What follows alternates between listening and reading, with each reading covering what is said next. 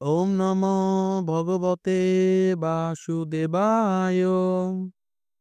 শ্রীমদ্ ভগবদ গীতা যথাযথ প্রথম অধ্যায় শ্লোক ৩।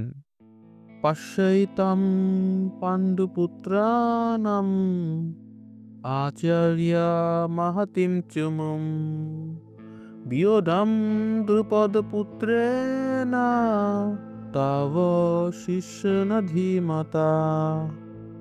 অনুবাদ: হে আচার্য, পাণ্ডবদের মহান সৈন্যবল দর্শন করুন, যা আপনার অত্যন্ত বুদ্ধিমান শিষ্য দ্রুপদের পুত্র অত্যন্ত দক্ষতার সঙ্গে ব্যূহের আকারে রচনা করছে।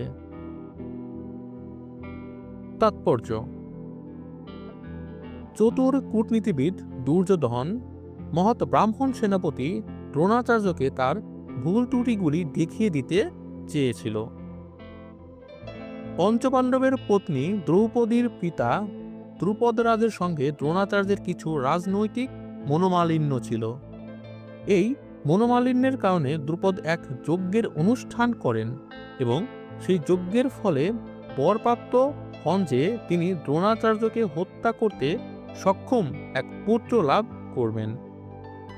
দ্রোণাচার্য এই বিষয়ে সম্পূর্ণভাবে অবগত ছিলেন, কিন্তু দ্রুপদ তার সেই পুত্র ধৃষ্টদ্যম্নকে যখন অস্ত্র শিক্ষার জন্য তার কাছে প্রেরণ করেন, তখন উদার ব্রাহ্মণ রূপে দ্রোণাচার্য তাকে সব রকমের অস্ত্র শিক্ষা এবং সামরিক কলাকৌশলের গুহ্য শিক্ষাসমূহ প্রদান করতে দ্বিধা করেননি।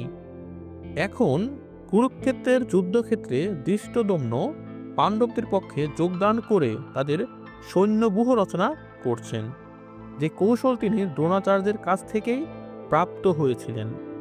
দ্রোণাচার্যের এই ত্রুটির কথা দুর্যোধন তাকে স্মরণ করিয়ে দিল, যাতে তিনি সতর্কতার সঙ্গে আপোষহীনভাবে যুদ্ধ করেন।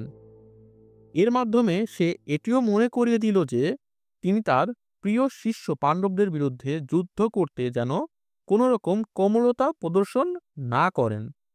বিশেষত অর্জুন ছিলেন তার সবচেয়ে প্রিয় ও মেধাবী শিষ্য। দুর্যোধন আরও সতর্ক করে দিতে চেয়েছিলেন যে এই ধরনের কোমলতার ফলে যুদ্ধে অবধারিতভাবে পরাজিত হবে। হরে কৃষ্ণা।